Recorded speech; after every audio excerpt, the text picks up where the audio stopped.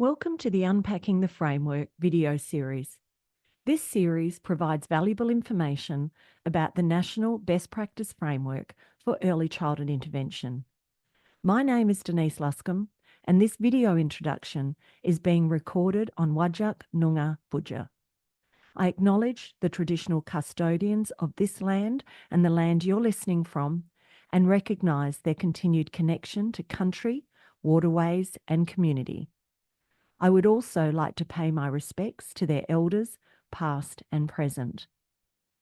This video is one of a series that describes the evidence and practice information that underpins the principles of the National Best Practice Framework for Early Childhood Intervention. You will hear from both national and international speakers throughout this video series. This video covers outcomes focused, a key principle of the National Best Practice Framework for Early Childhood Intervention, and is presented by our international speaker, Professor Pat Snyder. Pat is the inaugural occupant of the David Lawrence Jr.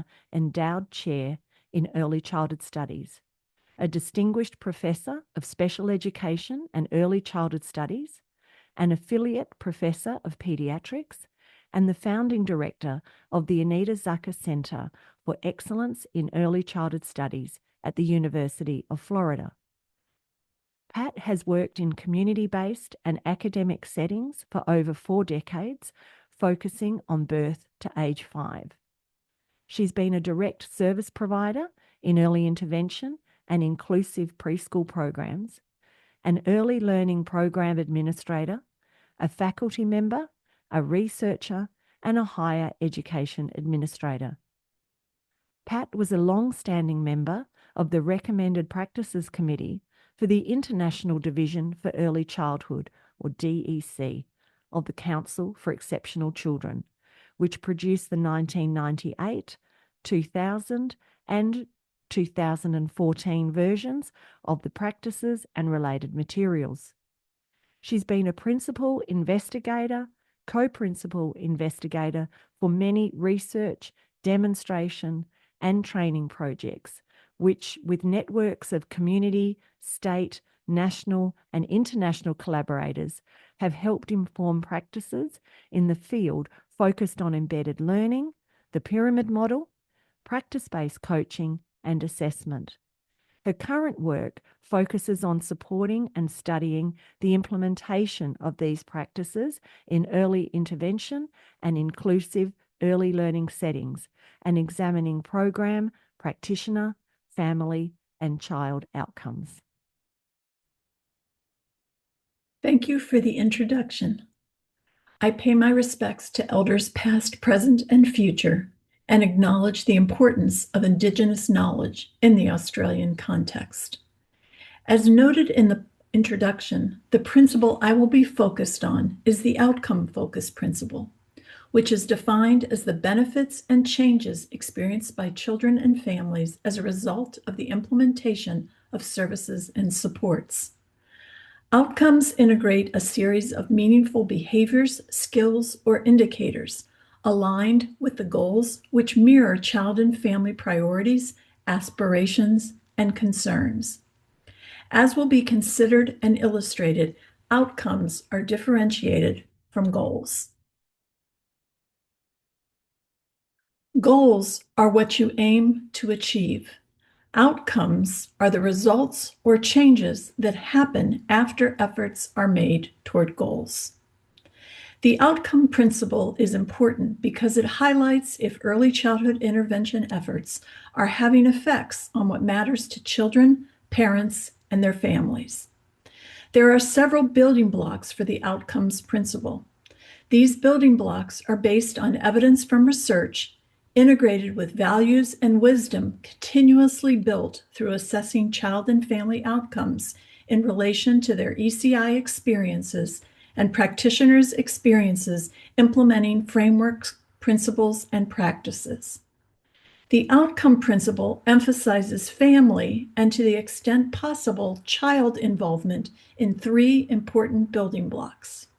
First, decision-making and goal setting from the start in relation to desired outcomes, services, programs, and strategies. Second, monitoring progress and using data to inform decisions about planning, choosing, and evaluating services and strategies. Third, using authentic, culturally appropriate, and valid assessments of the extent to which services and practice-focused efforts have been effective in achieving timely and functional child and family outcomes. In this online webinar, I will focus on 4 topics aligned with the outcomes principle. First, I will describe how outcomes are differentiated from goals. Second, I will share examples of connecting goals, skills, or indicators, and related actions or behaviors to child and family outcomes. As part of this focus, I will share how an evidence-based embedded learning framework is one practice-focused strategy to guide decisions about child-centered and strength-based goals and target skills, and if progress toward desired functional outcomes is being made. Third, I will define what is meant by functional child and family outcomes and share an evidence-based framework focused on considering person, activity, environment fit when making decisions about functional outcomes. Finally, I will briefly comment on the importance of using authentic, culturally appropriate, and valid assessments and assessment approaches to monitor progress on skills, goals, and outcomes. Let's review the differentiation in the ECI practice framework between goals and outcomes. Again, goals are what is desired to be achieved for the child and family. Outcomes are the results or changes that happen after efforts are made toward a goal. As this slide indicates, we can think about how goals and skills or indicators and related actions or behaviors connect to outcomes or results. If we start with a desired outcome, then we can consider the goals and skills or indicators and their related actions and behaviors that are connected to or supportive of the outcome. Then, families and practitioners can assess or monitor progress to make informed decisions about whether efforts made towards goals and skills are resulting in progress toward or achievement of not only those goals and skills, but the desired outcomes connected to them. It's important to remember that outcomes, goals, and skills should be strength-based, functional, and child and family-centered. Opportunities for children to practice skills that connect to their goals and outcomes should be embedded in everyday activities and routines. Shown on this slide is an example of the connections previously described for a child-focused outcome. This example was inspired by the podcast where a family and a professional discussed practices related to the outcomes principle. The desired outcome shown on this slide was developed collaboratively between the family and the practitioner and is a meaningful, functional, strength-based, and participation-focused outcome based on the family's priorities and aspirations. The result or desired outcome is for the child to communicate wants, needs, and feelings effectively. The goal linked to this outcome, specifying what is desired to be achieved, is that the child will use verbal language to communicate feelings. Based on authentic assessments, including focused observations in home, family, and community contexts, the family and practitioner team considered the child's current preferences, abilities, and skills, and the priorities of the family. Together, they identified a proximal target skill, which is connected to the larger goal. The identified target skill aligned with the goal is that the child will use verbal language to communicate a couple of feelings, such as sad, shy, angry, and happy. Examples of actions or behaviors that might occur as part of embedded opportunities to practice the skill in everyday activities and routines are shown in the actions or behavior box. Two examples are that the child says sad when a friend takes a toy without asking during playtime, and the teacher said, "How did it make you feel when Alexa took your toy?" And the child says happy when mom asks during the family morning wake-up routine, "How are you feeling this morning?" Let's take a closer look at the target skill for embedded learning, which is connected to the goal, which is defined as what is desired to be achieved, and if achieved, supports the desired outcome. Remember, in the best practices framework, the outcome is defined as results or changes that happen after efforts are made toward a goal. In embedded learning, the target skill is related to the goal. So this slide illustrates how an evidence-based embedded learning framework is a practice-focused strategy to guide decisions about child-centered and strength-based goals and target skills, and if progress toward goals and desired functional outcomes is being made. The embedded learning framework considers who the learner is, for example, their strengths, abilities, preferences, and current skills. From our authentic assessments, including focused observations in the child's and family's everyday routines and activities across contexts, we know the child is using some words to communicate when interacting with familiar people, is generalizing use of these words across activities and routines, and likes to play, including playing zombies. The current target skill for embedded learning is to say a couple of feelings: sad, shy, angry, and happy. The family has shared why this target skill and connected goal is important. They shared so he can verbally communicate his feelings to others instead of using other behaviors. The team has identified when, where, and with whom the child can have embedded learning opportunities to practice the target skill. They have discussed how they will support the child using different environmental, interactional, or intentional teaching strategies, such as asking the child how they are feeling or modeling feeling words.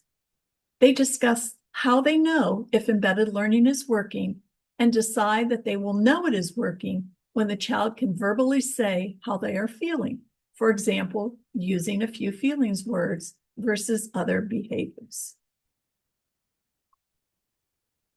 In addition to child outcomes, we can consider how goals and indicators and related actions or behaviors connect to family outcomes or results.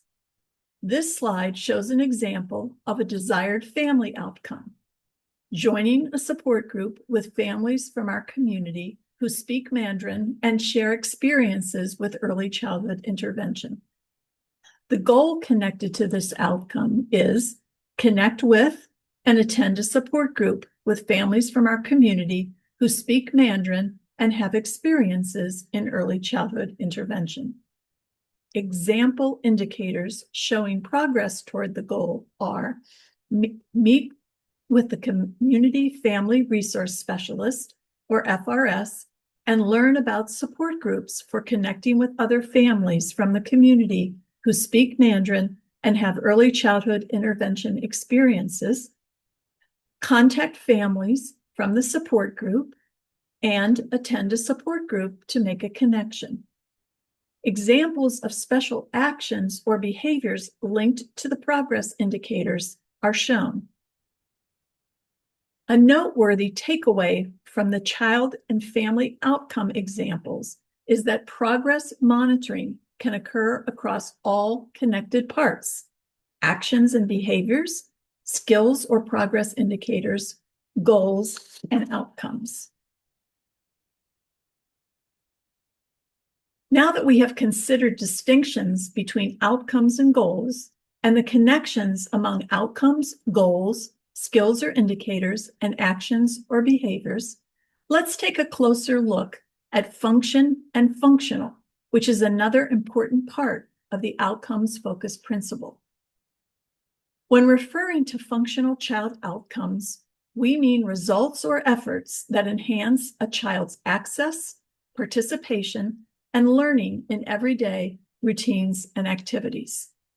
When referring to functional family outcomes, we mean results or effects that enhance family capability to support child outcomes, enhance enjoyment, ease, and efficiency of daily routines, tasks, or activities, enhance family interactions, family functioning, and well-being as these align with the family's priorities for themselves and for their children.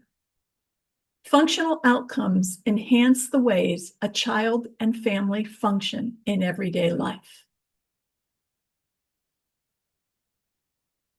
Working collaboratively toward functional outcomes, goals, and skills, family and practitioner teams consider the dynamic relationships among persons, the child and family, their activities, tasks, and routines, and their environments. This is accomplished by using functional assessments that are authentic, culturally appropriate, and yield valuable information and valid information. Writing functional goals, implementing functional and evidence-informed services and strategies, measuring progress, and assessing if functional outcomes have been achieved. A framework focused on person, activity, environment fit can be helpful when a team is focused on function and functional outcomes, goals, skills or indicators, and actions or behaviors. This slide shows the different parts of the FIT framework. The family of the child shown on the right side of the photo is engaged in early childhood intervention. They've worked collaboratively with the team to develop a meaningful, functional, and participation-focused child outcome that is a priority for the family. Play simple games with others, and a connected priority goal. During playtime at home, school, or in the community, take back and forth turns as part of simple games. The proximal and target skill aligned with the goal is Sophia will take a turn in a simple game using movements or words when another person starts the game. Let's do a brief fit assessment related to this outcome, goal, and target skill.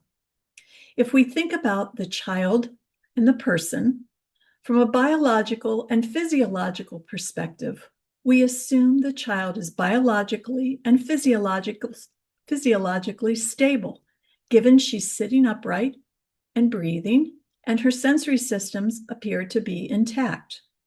We recognize that we would, of course, need additional information beyond the picture to validate this observation. In terms of abilities and skills, she can sit upright, can reach toward people, can make eye contact, can grasp.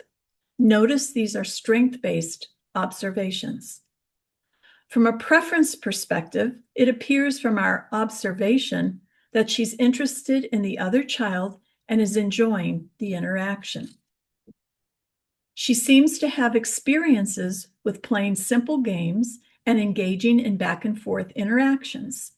We'd need to ask mom and other primary caregivers and practitioners about their authentic observations about Sophia within and across various contexts. Moving on to activities, tasks, and routines. We can see that on the playground, we might consider what might be the characteristics or expectations of playground activities. What types of simple back and forth games might be played? What might children this age do on the playground in these kinds of activities? What would be developmentally appropriate, community and culturally referenced activities, tasks, and routines that would provide embedded opportunities for Sophia to have opportunities to practice her target skill? Now on to the environment. The physical environment, where people do it. This refers to both the physical aspects of the environment, such as sitting outside on a concrete surface, the temporal or time of day, and the time of the child and family's day. The social environment, who's present in the social environment. In this brief photo, we see 2 caregivers and 2 children, and we see embedded opportunities available for playing a simple back and forth game. And of course, from a cultural context perspective, we need to consider and involve the family and their funds of knowledge about their community and culture. Based on our brief fit example assessment here, and the outcome, the goal, and the skill appears to be functional for Sophia and for her family. And we appear to have good person, activity, and environment fit.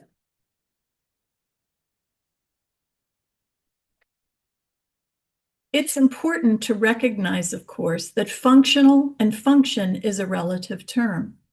Outcomes, goals, skills, services, strategies, progress monitoring approaches, and assessments that are functional for one child and family might not be functional for another. It's important to always consider the fit framework and the interrelationships among child and family, activity, task, and routine, and the environment as we think about function and functional. As has been emphasized throughout this brief webinar and my comments, and consistent with one of the outcome-focused principle building blocks, authentic assessments that are functional, culturally appropriate, and provide valid information are important for guiding decisions about skills, goals, and outcomes, and progress toward or achievement of them. As the field continues to make advances with functional and authentic assessment and related assessment practices, it will be important to use the outcome principle to help inform these efforts. In summary, this slide revisits the outcomes-focused principle and highlights key words or phrases I have used during the webinar. I hope our time together has offered concrete examples of how to connect the principle and its building blocks with useful, practice-focused strategies. Thank you, as always, for the opportunity to engage with those of you in Australia. Best regards. We hope you've enjoyed this video, part of the video series Unpacking the Framework for the National Best Practice Framework for Early Childhood Intervention. The review of best practice in early childhood intervention was commissioned by the Department of Social Services.